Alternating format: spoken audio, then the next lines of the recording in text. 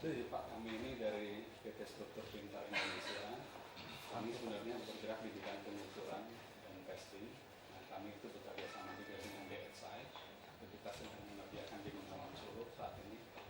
Jadi kemarin ini kami mempresentasikan kepada pihak PU bahwa kita juga punya untuk platform testing system yang dapat bisa monitor dari secara real time. Gitu, Pak. Nanti kami akan tunjukkan contohnya. Nah, mungkin ini sebenarnya ada beberapa Pak kaitannya dengan infrastruktur manajemen, tapi mungkin karena keterbatasan waktu kita mulai dengan platform testing saja dulu. Nanti kalau ada waktu baru kita akan tadi Contoh real time dari Thailand dan Bangladesh dan Slovenia. Bisa real time. Bisa. Bapak Contoh. Udah telat semua, karena tadi pagi kegeser semua. Nah, ada orang demo datang gitu, Tadi saya lihat kegeser. baik Pak. Jadi kita bisa mulai langsung saja Pak. Saya pikir. So this is a Danish company. So we founded in 1964. So we have 50 years of experience now in this water and environment side. We have an office in Denmark, but we have many offices in 30 countries. So we have a local presence in many places. And we merged with institutes in Denmark, and then we become bigger now. So we have like 1,100 people totally.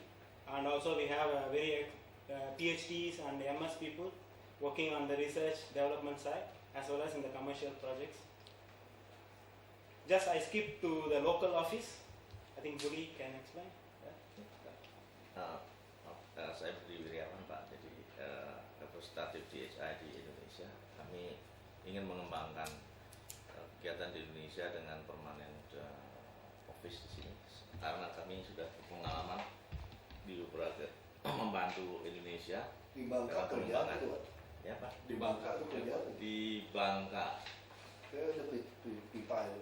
Ya itu Pak dari oil and gas yang pipa di bawah laut, kita kajian tentang stability pipa dan kajian lingkungannya.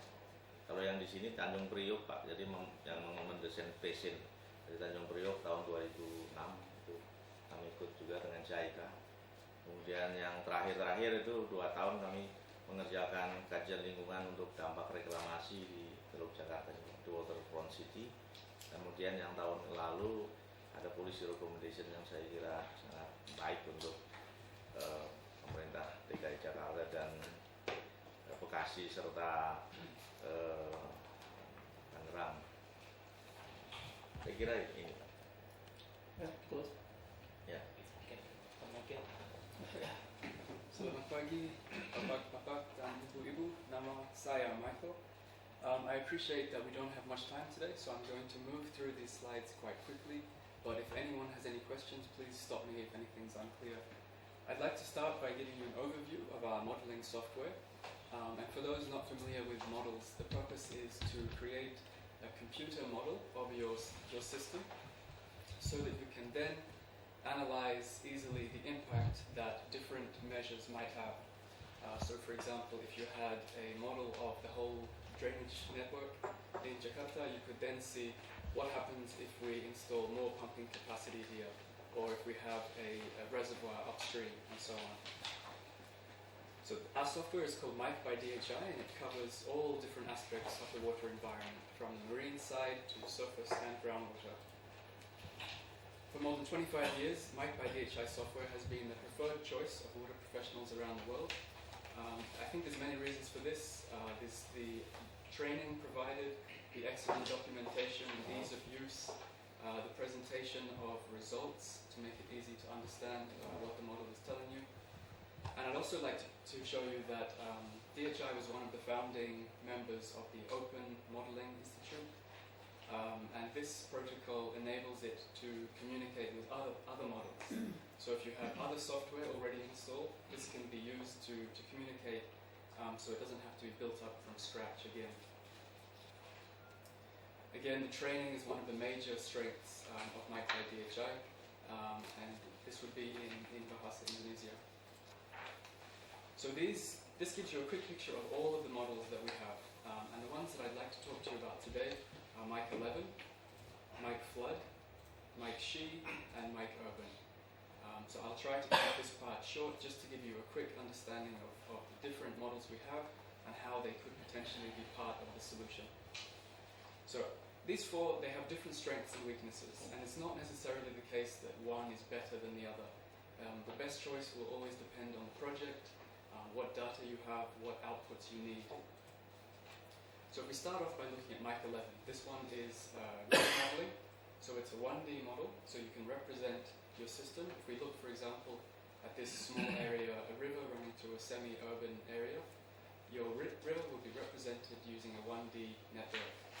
The advantages of Mike 11 is that it's very fast and flexible. You can include a lot of different structures and operational gates and so on, making it ideal for flood forecasting. Because it runs so quickly, you can have your input data real time, run the model and see what the likely impact is downstream.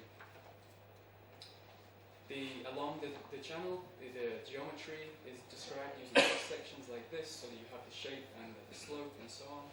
If you had, for example, a bridge along your river, you could then represent this very easily, solving energy losses and so on, and many other structures, culverts, weirs, gates and pumps.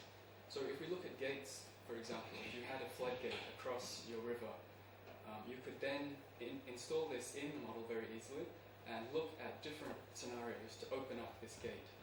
And this might be triggered by upstream water levels. When a water level at an upstream station rises above a certain level, this automatically opens or closes the gate, starts the pump, and so on. These 1D modeling can also be used for some flood maps. So for example, this is from a flood forecasting project we did recently in Malaysia. And this was using a 1D network only, but using this we were able to generate very quickly flood maps, which is shown here superimposed on Google Earth. The next model I'd like to tell you about is called Mike Flood. This one allows a same 1D network, but it also couples it to a 2D model looking at the floodplain. So if the water in your river rises above the banks, it's then solved in a lot of detail where the water will flow across the floodplain. So the advantage of this, of course, is that it gives you very detailed maps of how the flood progresses, where it breaks out of the system first, and you can analyze if we install a new levee here, what impact will this have. But it's slower, so it's not so applicable for forecasting in general. So here, for example, I'd like to just quickly show you an animation, and you can see this was run using Mike Flood. You can see the water starting to spill out of the banks here, and then it can be solved in great detail where the water is likely to spread, where are the vulnerable locations, and where is the most hazard likely. I'll move on quickly. The next model, Mike Shi, is similar in that it comprises a 1D network coupled to a 2D floodplain, but Mike Shi is interesting in that it also includes the subsurface environment. So we still have this 2D, 1D model on the top, and then we have the groundwater represented. And this can be used to look at groundwater levels throughout the domain, at the water in the unsaturated root zone, and then explore the impacts on the groundwater of various scenarios. So, of course, we all understand that the land subsidence in Jakarta, especially in the north, is a very big problem, and this is partly to do with extraction of groundwater. So this kind of model with a pump, you could then look at the drawdown for each of these wells and how it's impacting levels overall. Conversely, you could also look at recharge wells. So for example, the scheme of having a number of recharge wells around that would take flood water and then recharge into the groundwater. This could also be explored to see how much impact this would have. And Mike Shi also includes detailed water quality modeling. So for example, if you were worried that floodwater pollution was going to spread, you could then look in a lot of detail at how this would spread, whether it would be taken up by drinking water wells, and so on. The last model I'd like to show you is called Mike Urban.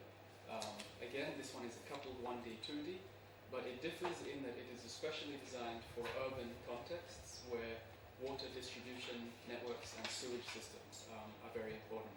And so it solves pressurized flow through these underground networks such as this. And this one in this video, I'll just show the first part, which shows very clearly water spilling up out of the manholes and then across the city. So this is a Mike Urban, and then with the 2D floodplain model on top. And then, no matter which model is used, or the very important thing, what we think can be very helpful in Jakarta, is an integrated monitoring and modeling system. So this is essentially to provide the operators and administrators with real-time information over the whole catchment, the whole system, to enable them to make the important decisions as fast as possible and based on the most accurate information possible. So if we looked, for example, if this was a simple river network, and this is the catchment, then we would install rain gauges, water level sensors throughout the area, and we should stress that this is the basis of the whole system. So it's very important that these gauges and sensors are accurate, reliable, and well located within the system. And that's why we're very happy to be partnering with Pak Poltak, PT Struktur Pintar. So once this system is in place, this can then be feeding data real time into a central database processing. And I won't try to go into all the technical details, but just to give you an overview. So as water levels and rain is recorded at these stations, it's sending this information immediately to a central location. And this is then can be accessed, of course, by the operators of the system, and potentially also by the public. If you wanted to provide a service where people can see if the water level is rising in the river and so on, this can also be done. The next step within the system would be to include the models. So then you have real-time data coming in, being processed, feeding into models, and this will allow you to forecast water levels and discharge. So if for example, we had a lot of rainfall upstream, then running through the model, we'd be able to predict how high it's likely to rise downstream in the vulnerable locations. With these models, you can explore a lot of scenarios, which could be scenarios are essentially you ask the model what if. So we could say, what if we have a 100-year storm in conjunction with high tides downstream? How will that impact the city? Or climate change, how will that change things? Proposed designs, if you're trying to decide between various options, you could run all of them through the model, and then you have a very effective cost-benefit analysis to see which is the most effective solution. Structure failures, you could look at what happens if we have a dam break, or if a pump stops working, and analyze the system that way. Reservoir operation, of course, and sedimentation throughout the network. This system could then be continually expanded and improved in different phases. So for example, you could include water quality sensors as well. So you could be keeping an eye out on the dissolved oxygen levels, the sediment in the water, and try to pinpoint the locations that might need more regular dredging and so on. Another way this could be extended, and something that we're very excited to present to you about today, is rainfall radar, which is a very useful complement to the traditional rain gauges, in that it provides very detailed spatial coverage of rainfall across your catchment. And we have some more slides to show you this soon. The final thing that might be included is a weather forecast. So this is another model which tries to solve the wind and rainfall and atmospheric equations and predict rainfall into the future. This one would allow you to forecast even further in advance. And the outputs of this kind of system would be early warnings. So as water levels or very high rainfall are recorded, warnings can be automatically sent out to the people that need to know. And this could be via email or SMS, automated reports. So every day the person in charge might receive an email just summarizing the information that has come in overnight. Flood zoning maps, scenario analysis, there's a lot of different things, but I'll try to move on now. So this one looks at the rainfall radar that I discussed briefly just now. And this is different to the conventional radar system, and Suresh will be explaining this in a bit more detail soon. But it's, it's different in that it's much cheaper, it's much smaller, it's the kind of system that has been traditionally installed on ships, and it's very applicable for local scenarios, so for city rainfall. It's especially useful. And you can see here, or perhaps you've looked at it, you've seen it already, but you can see the detail available of the clouds as they move across and how useful this would be. So within DHI, the way that all of these different components are brought together is something called Mic Customize, and I won't talk much about it, but it's essentially something that lets you handle a lot of data coming in at once, so that you can optimize your operations and make the correct decisions as quickly as possible, and to get the full benefit of a real-time monitoring and early warning system. The key features are that it's tailor-made. It's not one product that's applied to every situation. It's developed specifically for the requirements of your particular flood scenario and so on. It's flexible in the way that it's built up in that way. It's cost-effective in that it's not built up from scratch every time, but different components that have been developed before for similar problems around the world can then be reused, of course with modification. And it's sustainable in that DHI continues to provide maintenance and support, training opportunities, so that the people who operate it in the end can operate it correctly and get the most value from it.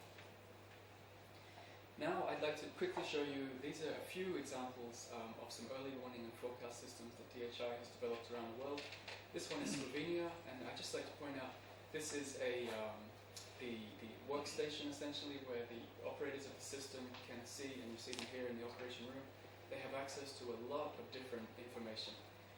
But of course, not everyone needs this level of information, and so for the public, there was a different display system that was put together, and even access through smartphones, so that people could very quickly check if there's a forecast flood in the future, and the locations, and to be better informed in that way.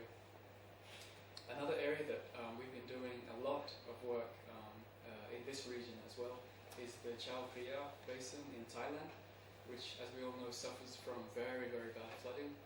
And it's a very complex system, all of these small clumps, these canals that spread irrigation water throughout the floodplain, with a lot of large structures that need to be included. In terms of the public websites that I mentioned, we have here a number of examples, and we can send these to you to take a look at later. But the one I'd like to show you at the moment is the one developed for Bangladesh. And the main reason to look at this today is that it was recently updated, and so it shows you the kind of system that could be put in place for Jakarta. Although, of course, this one is looking at a whole country, so it's a different scale. But essentially, with a public website, you want something that is intuitive, informative, easy to understand, but can still be accessed by anyone, even with a very slow connection. So it can't be very heavy and complicated. So for this one, all of these icons... This is a real-time condition. Yes, yes. So these are all different water level stations throughout the system, and you can see you can just have a very quick overview. All of the green ones, it's considered at normal level, there's no danger, but as water levels rise, the color of the icon will change, so that someone accessing the very first page can quickly see if there's something developing. If we hover over, for example, this one, we can see there's some information about it, and if we click on it, you can see it's a little bit hard to see everything, but this gives you an overview of the water level at this station. So in the blue is the observed water level, and you can just check exactly what level was observed and measured at each time. And then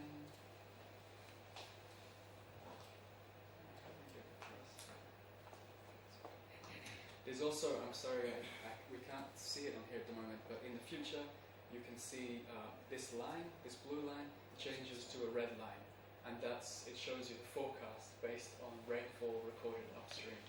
So you have a quick overview of how it's been behaving so far and how it's likely to behave in the coming hours and potentially days. And this is the trigger level. So if the water level rises above this line at this station, then perhaps it would send SMSs to people. If it rises above this line, for example, it might automatically trigger evacuation protocols, sirens, emergency, and so on. You can also see from this a number of other results, and some of these are still being developed. I think the rainfall distribution map, which shows over the past day, I think it is, the amount of rainfall throughout the catchment. You can also look at the forecast flood depths. So, okay, this one's not showing up today. So this one, as you can see, it's being developed, updated last on the 31st yesterday. So there's a few things that are still coming in. Here's one. So this would give you an example of potential flood depths across the catchment. There are also something like this is a flood summary. So this is a very simple document that might be just developed automatically, sent out to the decision makers each morning perhaps, which summarizes all of the important developments throughout the catchment over that day. And there's a number of other things that can be explored here, and we'll certainly send you this to take a look at. But we feel that something like this could be very helpful in Jakarta, where a lot of the system and understanding is already in place, but this would give a real-time overview of what's happening. So finally, for myself, I would just like to present 3 different potential ways that DHI could be involved in a solution here. And we understand that you've already received many presentations about causes and what needs to be done long term, so we won't spend much time on this. I think we can see that it's mostly rapid urbanization as Jakarta grows so fast that the public infrastructure hasn't kept up with in some areas and some aspects, and the problems that come from this. And so, of course, it's a very complex system with factors that relate to each other. And I won't spend any more time just now, but move on to the various ways that we could help. So one of the most important things, and what we've already spent a lot of time talking about, is an integrated monitoring and modeling system, and that was the kind of system that we showed here. So this would be something that brought in data in real time and presented it in a very clear picture for the operators and administrators. Something that you could build up over time and extend: rainfall, water levels, water quality, discharge measurements. And this would give decision makers a clear picture so that you could issue warnings in time, especially for floods. Allowing time for structural measures and preparation. And it can also be used to directly control structures in your system that can be used to mitigate floods. So for example, water levels upstream might activate a gate or a pump, and so on. And we feel that DHI would have a lot of experience in this area, and we've developed these kind of systems all over the world, and we feel that in partnership with Poltak and the local office, we could deliver a very useful system. So now this was just a very quick overview that we put together last night just to give you an idea of something, this kind of system. Here we have the catchment and the Ciliwung River, the different 2 flood canals, and the main, just looking at the main existing water level stations that are available so far: Katulampa, further downstream, Depok, and finally at Manggarai. And this kind of, some aspect of the system is already there in terms of these defined water levels above which certain actions need to be taken. So if we looked at this catchment now, and we had these water level stations, as we discussed, and then just an example, we had these rain gauges around, and all of this data was feeding into this kind of system that we're talking about. And then if we looked at this city area in a bit more detail, we might have, for example, if water levels at Katulampa were suddenly measured or forecasted to rise above a certain level, this might then issue warnings at this station. And it could be, it's only limited by your requirements. It could send SMSs or issue email warnings and so on. If the water level rose even higher, we might have automatic operation of downstream control structures. So in this very simple animation, we have a gate here, and as the water level rises even higher, this might be automatically opened to control the floods. The other thing we'd like to tell you about with this kind of system and the models built up you could then look at the impact of different potential mitigation options. And if, for example, we had a certain historical flood that caused this kind of inundation, we might then ask, what if we could somehow, if we connected the East Flood Canal to the Ciliwung, and then we could run the model again using exactly the same conditions for everything else, but varying only this connection, and then see what kind of impact this might have. And various scenarios could then be explored in this way, giving you a much better picture on the best way to spend limited funds on flood mitigation. The other way that we think could be very interesting and useful is Mike Shi, which was the model I discussed that can also look at subsurface processes. Of course, groundwater abstraction causing land subsidence is acknowledged to be a big problem, and so a model that would allow you to try and see the impact of what's going on at the moment and the impact of proposed control strategies could be very useful in controlling the flood situation overall.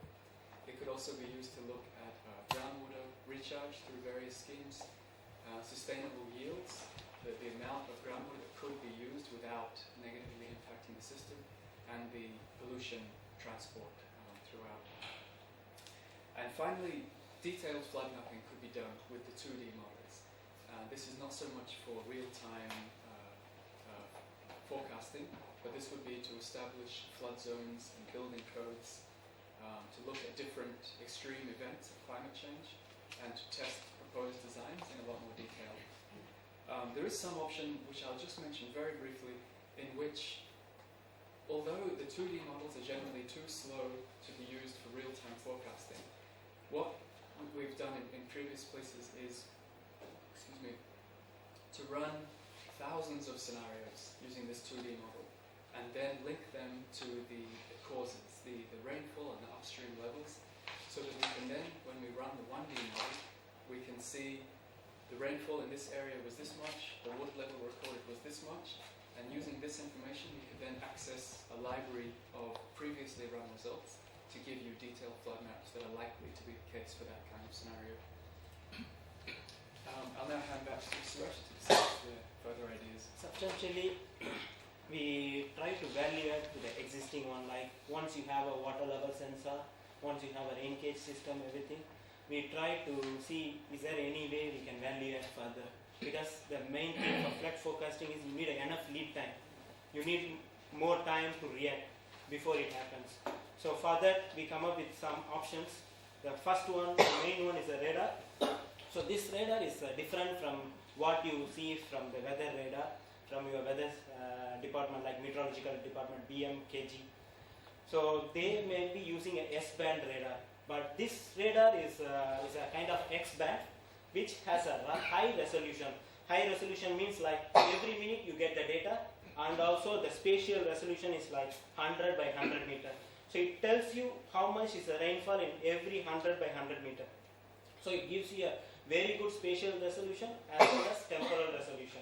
So in that way, like we suggest something like putting 3 radar here, which covers within 15 kilometer ring, which has a very high resolution, and then gives you a very good rainfall distribution map.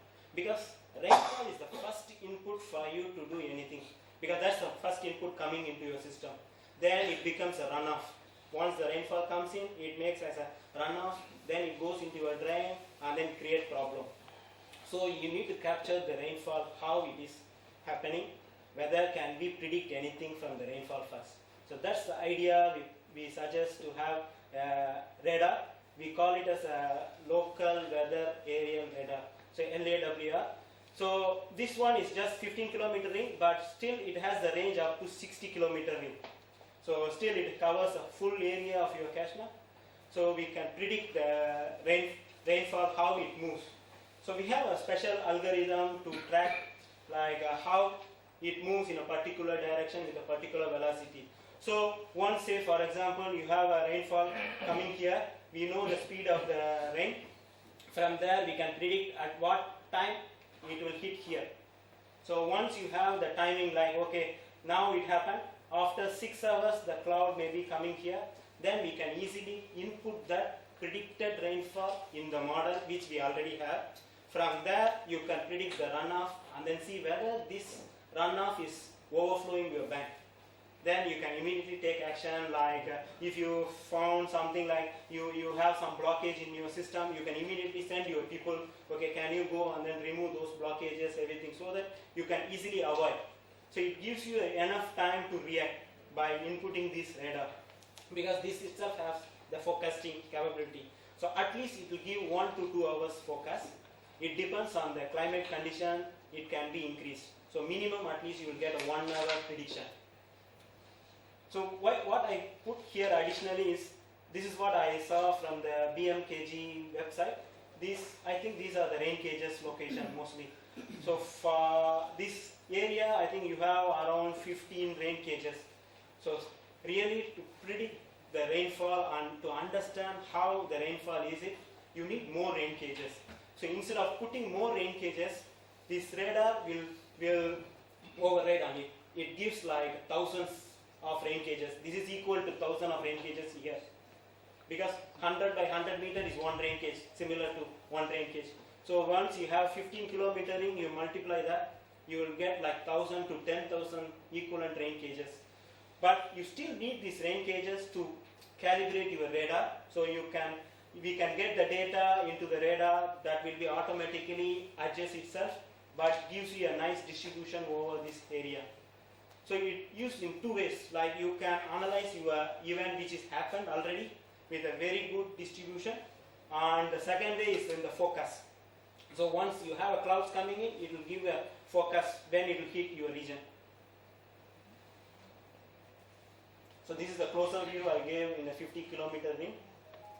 So this covers every part, like when you have clouds coming from here also, it will have the prediction. From here, this side also we have a prediction. Then you can merge the images into one. So the system will do automatically everything.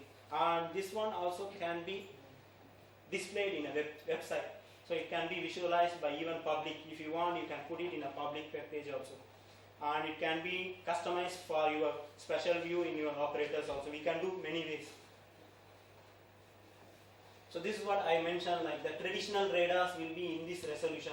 So your catchment is this much size, but you get only one rainfall input by 2 by 2 kilometer.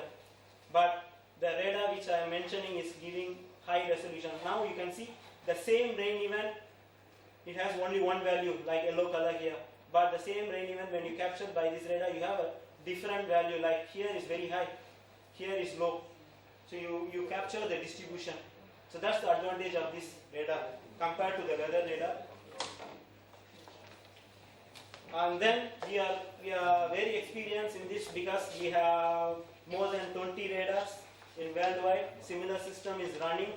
And then especially in this El Salvador, we have like 8 radars. Government put it, and then they are continuously watching.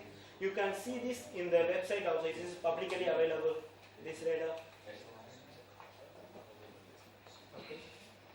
So this is the location of the radars we have. And then this is a simple comparison I am giving. Okay, so this is the main point I want to emphasize. Like you have your measured rain gauge here that predicts your water level in your canal.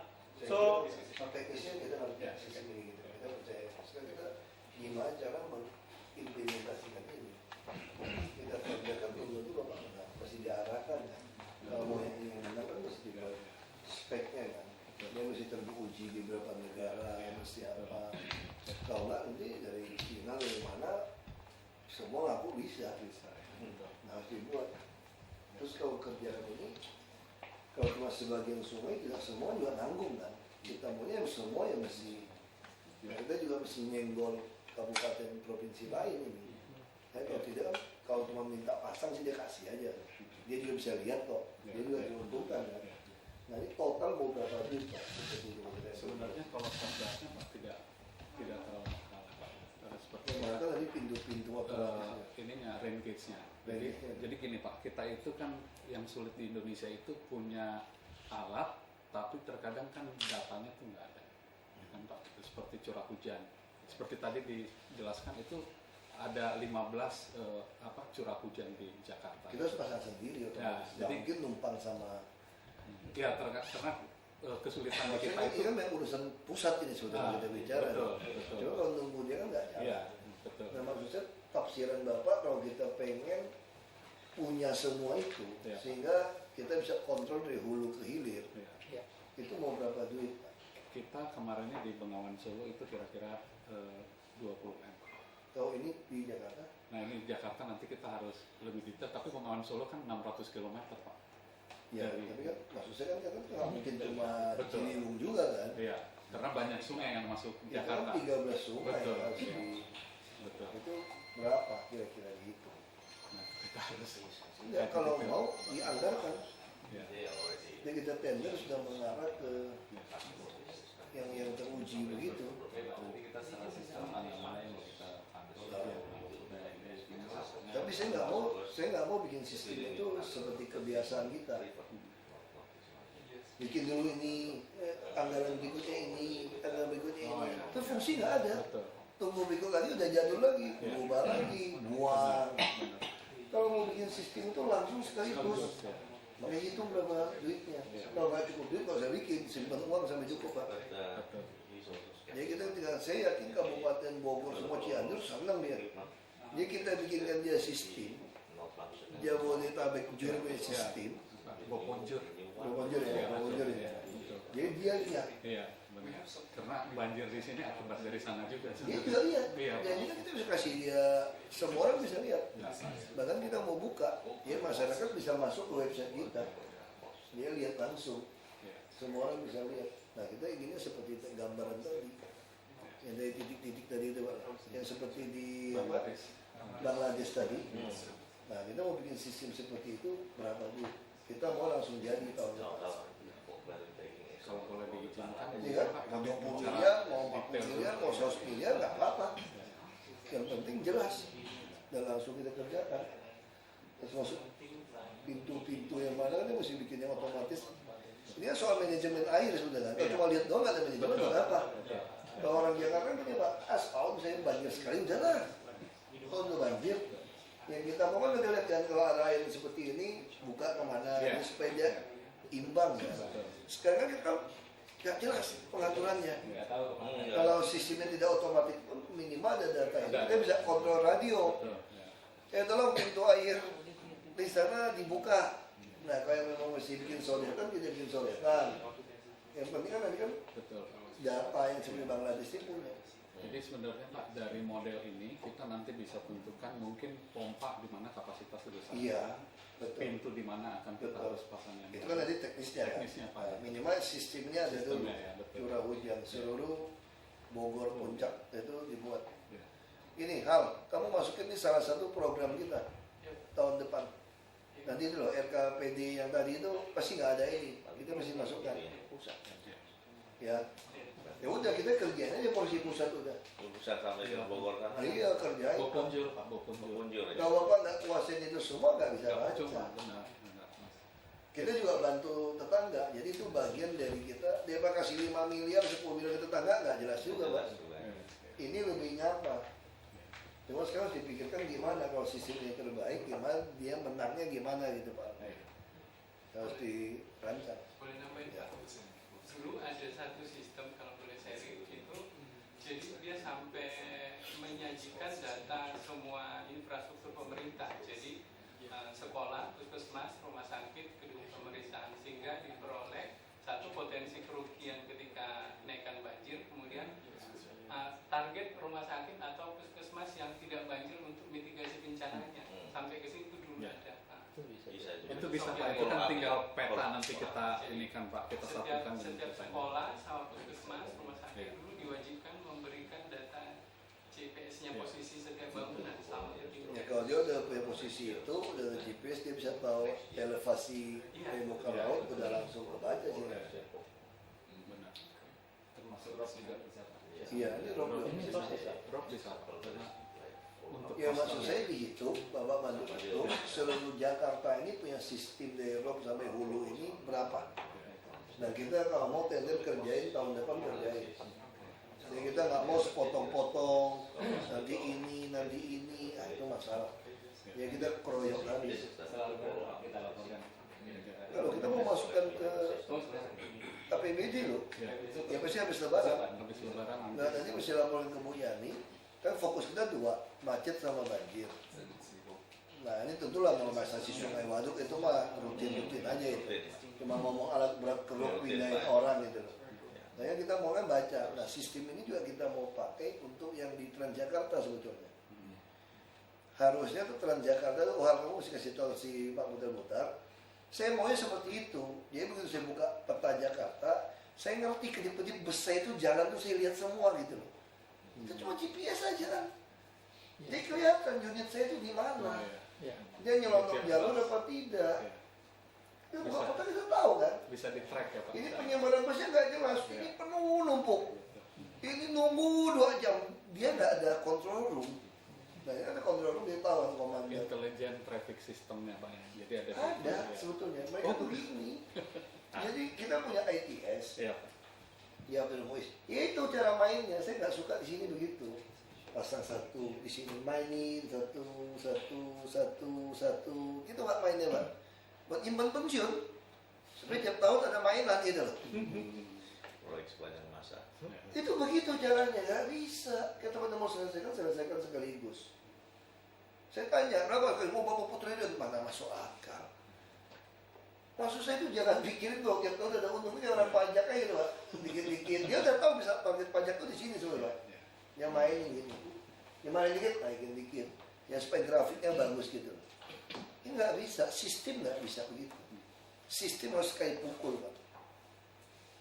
Anda mau 1 triliun pun 1 triliun sekali pukul, tapi harga yang make sense gitu. Itu nggak masuk akal kemarin bilangnya saya mau berapa 12 atau berapa triliun ya. Ngamuk saya di ITS. Mau sekaligus begitu Pak, mana masuk akal, mana ada bikin sistem transportasi sampai 12 triliun saya bilang. Berapa triliun, nggak masuk akal. Itu namanya kan setengahnya venda komplek kita, supaya kamu ikutin maunya begini terus gitu. Sampai saya selesai sini nggak jadi sistem itu. Paling sederhana apa soal sistem? Setiap bus yang dibeli ada GPS. Itu pun dia tidak mau. 3 sistem, nggak sinkron. Jadi memang niatnya itu apa? Niatnya memang tidak ingin ada sistem supaya bus itu bisa kemana-mana. Karena kemana-mana bayar. Ini memang niatnya nggak benar gitu Pak, saya bilang gitu. Apa susah pasang GPS? Saya bilang itu kayak smartphone mau kasih telepon saya pakai 2.000 aja, taruhnya di sopir, langsung saya bisa monitor, sistem sudah ada. Murah kan? Android phone itu loh, taruh aja udah ada sistem, gratis. Itu pun nggak mau juga. Sama kayak rumah sakit hari ini. Rumah sakit kenapa nggak bisa sinkron sama data? Saya nggak bisa buka, saya udah buka nih. Askes saya panggil Askes bikin langsung jadi. Askes cepat, karena itu udah ada sistem. Saya langsung bisa lihat monitor. Rumah sakit ini masuk orang berapa, sistem gimana. Dia nggak mau link. RSUD punya 3 sistem. Sengaja.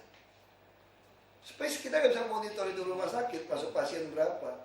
Padahal CCTV gitu banyak, saya bisa lihat langsung kok pasien masuk berapa. Masuk, terus apa? Input data. Dia nggak mau input. Tunggu besok perlu input atau malam. Ya bu. Real time, tapi karena dia inputnya tidak real time, ya bukan real time namanya gitu. Nah ini persoalan kita di situ. Tapi saya memang kalau ini, saya setuju, kita kalau mau menjadi. Ya.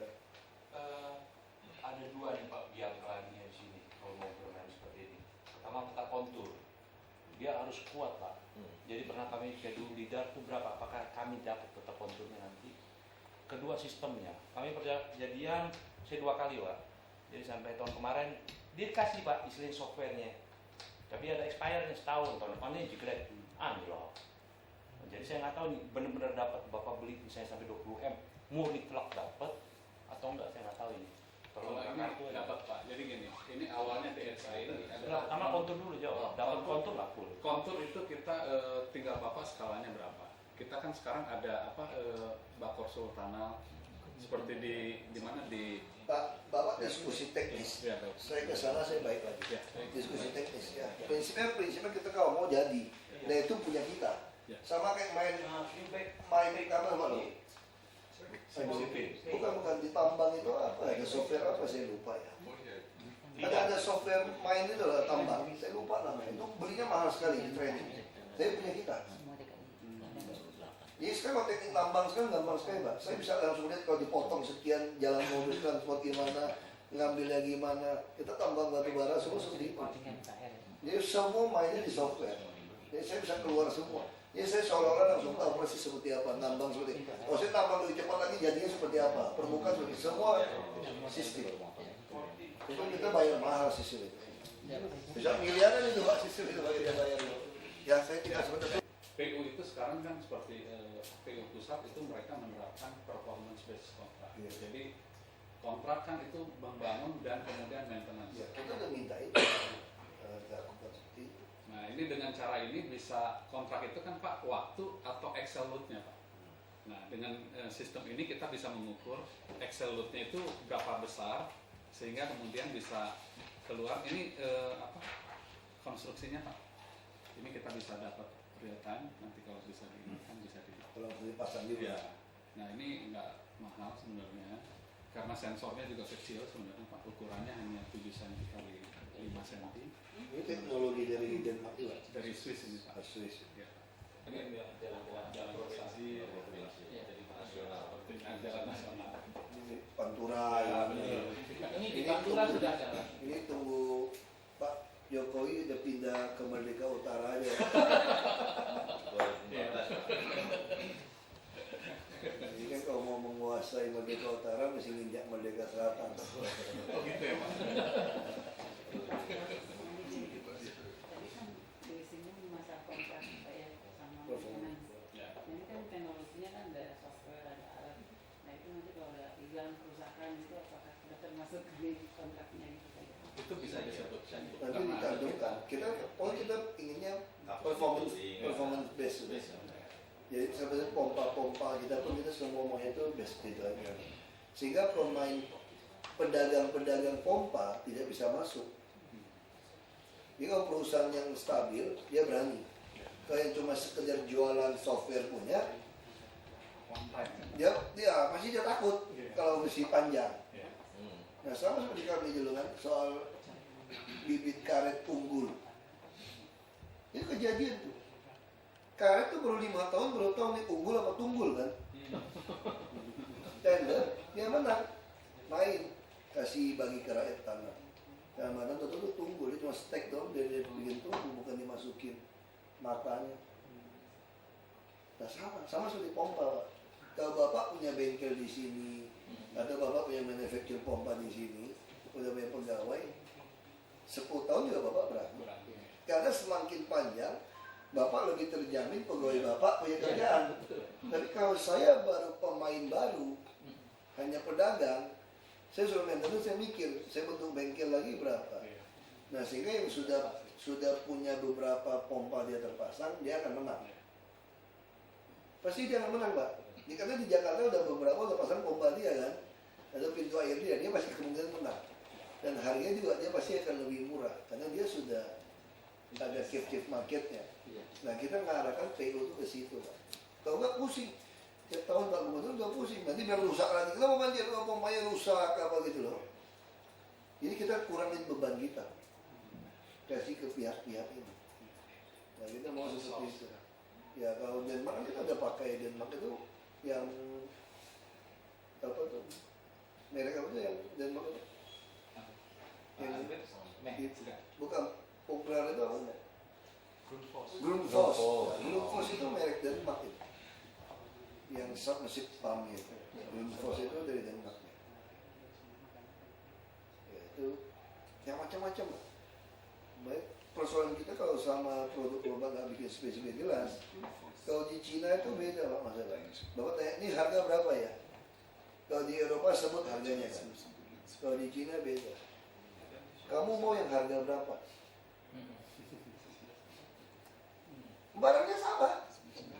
Sama, spesies semua sama. Katanya kamu mau yang harga berapa? Nah kalau seperti pompa segala macam, Bapak kan tahu, saya orang tambang Pak. Kalau pompa yang jelek itu Pak ya, nggak sampai sebulan udah bolong Pak. Wire-nya, rumah pompanya kan sama, bentuknya sama. Nah itu tuh masalah di situ. Yang bagus, saya kerja timan gitu kan, wah namanya kata pompanya itu pusing kepala kita. murah memang. Yang cor-coran karena abrasif kan. Ya saya kira ini mungkin belum bisa kita terapkan. Tapi saya pengen PU itu tuh Pak, di Eropa semua tuh bikin jalan itu tuh nggak ada tambah tinggi Pak. Di slotnya 5 ya. Saya nggak tahu kenapa nggak mau pakai teknologi. Saya kira Bu ya, sekali bukan tambah tinggi, saya punya apa gorong-gorong buat air itu kan Tutup ya Pak. bongkar lagi. Nah kadang-kadang ibu tidak menganggarkan bongkar trotoar itu loh. Ini jalan jadi untuk. Nah kita bongkar, orang maki-maki sama kita. Trotoar masih bagus, udah dibongkar katanya. Kosnya dia naik turun. Saya heran di Jakarta seperti ini. Barangkali ada 2 itu Pak. Hah? Kalau di daerah rendah memang kita kejar-kejar dengan UKM. Ah ya. Kalau yang udah jadi kan nggak boleh timah lagi, Bapak. Player lagi kan Nah, jadi. kalau Jakarta Selatan harusnya kita ini dulu Pak, kita recycle.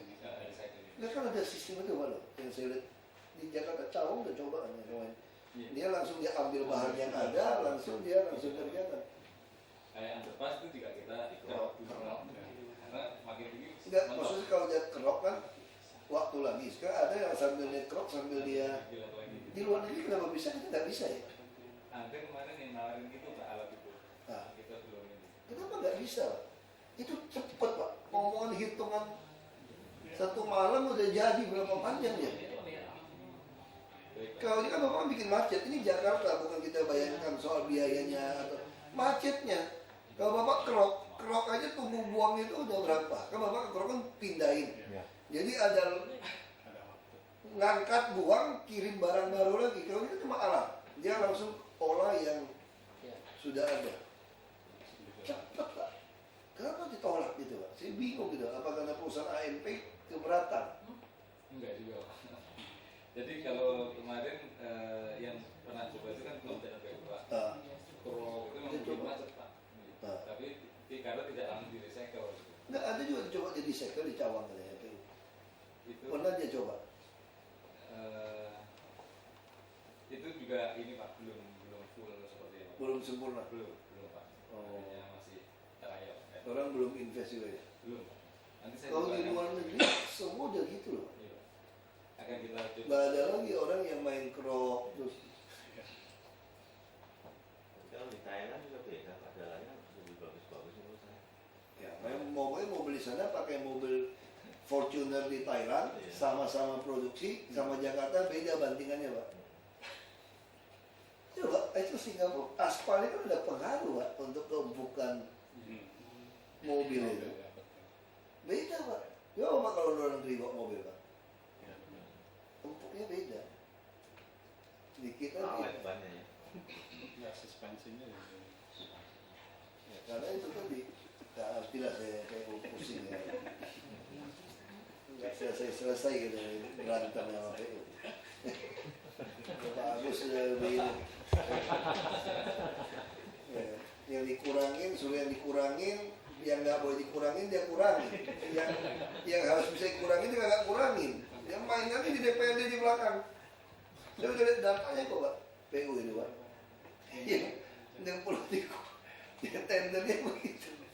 Waduh Pak, namanya kan, ya saya juga mantan maling kok. Saya ngerti loh cara ngeset itu masalah di anggaran di situ. Marah-marah potong juga coba ini lagi kan, yang mana ini nggak bisa. Kita udah lihat kalau orang keuangan audit itu gampang Pak. Sebenarnya semua tuh di auditor. Kita udah baca laporan keuangan, cara langsung kita tahu kok kelakuan orang itu tuh culas nggak culas itu. Dari keuangan saya langsung tahu. Jadi dari keuangan kita bisa bayangkan sebuah operasi sebuah pabrik sebetulnya. Ya, kadang-kadang kita begitu baca kita udah ngerti nih, oke gini dia jalan pikirannya, langsung kita udah tahu. Ya, mesti berani dikit ya Pak. Ini Pak Rudi takut nih. Dia udah ancam, takut-takut gue ganti gue bilang. Kalau driver memang kita ada yang cancel karena LPG. Ini juga Pak, nggak PU ya, Sudin itu ya. Saya lewat tiap hari. Kita setengah mati kerjain waduk fluid. Bagus sih lihat. Ini waduk fluid kan. Ini kan ada waduk yang Mega Mall itu Pak. Tiap kali hujan pasti banjir di jalan fluid utara. Masa ini waduk kali, ini waduk kecil, ini waduk kecil. Tahu nggak masalah di mana Pak? Itu loh yang trotoar itu yang saya bilang ada lubang itu. Semua penuh tanah. Masa masih saya yang turun yang sodok gitu Pak? Jadi Sudin itu kemana? Kita malu kan, kita habis-habisan puluhan miliar di waduk Pluit. Urusannya air turun, tinggal turun nggak sih? Itu got gede banget kan? Kan bisa turun. Makanya Lurah minta uang kan. Kalau itu kasih kami uang aja Pak, 2 miliar 1 tahun Pak. Kami yang kerjain katanya. Jadi Sudin PU tuh, kalau dulu kan ada mantri Pak. Mantri sunting, mantri jalan, mantri apa. Mantri air. Dulu kan gitu kan. Jadi kata bapak saya itu 6 kilometer 1 orang bolak-balik dan nyangkut. Jadi kalau dia kotor dia lapor, kirim tanah loko, buang, kasih drum aspal, dia panasin, dia black, dia urusin lah 6 kilometer. Kepala PU kerja itu ngiter itu Pak, bawa mobil, lihat gitu loh. Sudin kita berarti nggak jalan dong Pak, jalan raya gitu gede di Pluit aja. Saya tiap pagi pulang pergi lewat rumah saya kan di samping waduk itu kan. Dan tiap kali hujan pasti banjir. Ini udah lumayan diperbaiki yang pelebaran jalan itu. Ada sisa yang gundukan yang belum turun, dibiarin, ditinggal. Nah itu yang saya nggak suka. Maksudnya kamu kerja itu tuntas. Jadi sistem itu ya mesti begitu. Saya tidak mau dengar udah habisin berapa puluh miliar, oh, masih kurang itu Pak, tahun depan anggarannya Pak. Jadi kenapa belum jalan? Tunggu itu lagi Pak, masih. Nah itu yang Pak Gubernur pasti tidak suka. Kita sering nggak? Kalau saya di Belitung nggak sama, bikin kolam pembibitan ikan di atas gunung. Wah berantem, hutan lindung, saya berantem. Saya di DPRD dulu, dapat. Saya jadi bupati dapat. Begitu jadi saya naik ke atas, saya kaget. Loh, kok nggak ada airnya? Belum ada airnya, belum bisa kasih bibit ikan. Oh Pak, itu tahun depan Pak, yang nyambungin dari gunung. Itu anggaran tahun depan Pak. Oh gitu ya? Saya kaget sama dia, waduh kacau. Tahun depan jadi itu Pak, bak ini Pak, retak Pak. Kenapa? Karena si kerjanya nggak bisa ngetes kan? Begitu retak, tahun depan lagi Pak, perbaikan lagi nih Pak. Waduh, TBC saya begini. Sampai saya selesai jadi bupati nggak jadi itu Pak. Saya selesai baru datang. Terus saya datang, saya kasih ikan aja. Kenapa airnya turun kemarin? Ada retak. Namanya kolam itu kalau udah bocor tuh nyari, itu pusing luar biasa tuh Pak. Karena itu tadi sistemnya, dibiarin. Dijemur-jemur di atas gunung ya hancur dong Pak. Nggak ada airnya segala macam. Itu tadi nyambung apa? Sederhana sekali Pak. Yang dari atas, bak retensi atas, anggaran tahun depan Pak. Kita selalu begitu Pak. Yang lebih gila lagi PU, sawah. Saya berantem ribut sama PU. Sampai saya mau jadi gubernur begitu. Primer, sekunder, tersier. Pengairan sawah nih Pak. Wah aduh pusing itu. Ini ada dam. Dia bikin. Saya lihat teman-teman saya polisi ya. Dia bukan begini Pak. Agak begini. Kenapa? Karena dia gali di sini kurang dalam Pak. Karena proyeknya 5 tahun. Tahun. Ini udah dangkal. Dia malu ngakuin ini Pak saya diikutin. Gak bisa lebih dalam kan? Ikutin. Akhirnya tuh kemarau air gak bisa ngalir Pak. Lalu saya panggil dari provinsi. Kok nggak bisa? Oh ini untuk musim hujan saja katanya. Musim hujan saya nggak butuh irigasi saya bilang. Karena nggak bisa lewat. Nah udah itu diperbaiki. Apa yang diperbaiki? Petani kemarin nggak ada air juga. Kenapa? Dia hanya bikin primer dulu sampai ke laut, ke sungai. Jadi yang sekunder tersier dia nggak bikin Pak. Ini tunggu anggaran tahun depan, primer dulu selesai. Maksud saya mau bikinnya langsung gitu, ini buang aja asin. Kenapa masih bikin? Gak mau itu. Wah, ajak ribut. Depan ribut, coba PU-nya sama gubernur sama saya. Ribut. Saya sering ngancam gubernur, kalau gitu saya mau jadi gubernur. Kok pecat tuh, kalau jadi gubernur. Makanya saya berhenti jadi bupati itu banyak alasan Pak, 16 bulan. Saya udah kesal soal irigasi, karena itu pusat provinsi, bukan kabupaten. Makanya saya bilang, kalau saya jadi gubernur, kepilih, kamu saya pecat dulu. Ya alasannya itu tadi Pak. Wah, TBC. Pemerintah tuh begitu Pak. Sengaja gitu loh, supaya ada kerjaan itu loh. Berantakan lapor jaksa, lapor polisi. Makanya di Indonesia kalau mau maling itu maling yang banyak Pak, jangan kecil. Kalau bapak maling banyak, enak. Kalau punya maling 1 triliun, deposito saja dapat 5,2 miliar per bulan bunganya Pak. Ya kan? Jadi kalau masuk penjara jangan di KPK, dia pondok-pondok bambu aja. Kenapa? Yang nggak ada AC. Kalau di KPK lebih enak, ada AC kayak hotel, kayak kos-kosan. Jangan, nggak bisa pulang ke situ. Dari penjara biasa bisa pulang, setornya 50 juta. Setahun, sebulan baru 1,5 M. Masih ada. Setiap bulan 5,2. Tiap malam masih 50 juta ya, bagi-bagi gue pulang tidur di rumah. Atau 100 juta deh, banyak yang buka mulut. Masih ada 2,2 M buat foya-foya. Bunga doang. Itu masalah itu di sini. Ya memang kita harap Jakarta ini kita bisa bikin lah. Kalau sistem ini jadi pasti Pak Gubernur senang. Minimal seluruh warga DKI bisa memonitor langsung. Ya kan? Soalnya di suatu tutup airnya salah, manajemennya lain.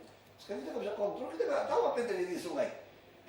Saya ke PU begitu banyak, berapa titik, berapa pintu, pusing gitu. Saya suruh pasang CCTV dari awal saya masuk udara. Sebagian Sampai hari ini belum bisa dimasukin ke Jakarta Go ID. Dilingkan loh ke Jakarta Go ID, biar seluruh orang Jakarta lihat. Jadi orang Jakarta ini sudah orang yang nggak mau pusing urusan pemerintah saudara. Dan mending kita tunjukkan kita udah usaha. Ini loh usaha kami. Selama masih gagal ya walau alam lah, karena curah hujan mau bilang apa kan. Mereka ngerti kok, asal kita jelaskan situasi. Ya, kita harap bisa Pak. Bapak susun lagi acaranya Pak, bukan KKN Pak. Ini dalam rangka dapatkan best product. Ya, terima kasih. Terima kasih Pak. Bu, terima kasih. Terima kasih Pak. Terima kasih Pak. Okay. Thank you. So we have 2 gyms. 1 gym and another gym. Oh, bangga ya. Pakai Wijaya. Suka tuh orang pakai Wijaya tuh. Itu tuh kami Jaya gitu. Thank you very much. Diatur ya Pak. Bukan sengaja memenangkan loh, saya nggak kenal loh Pak Bapak.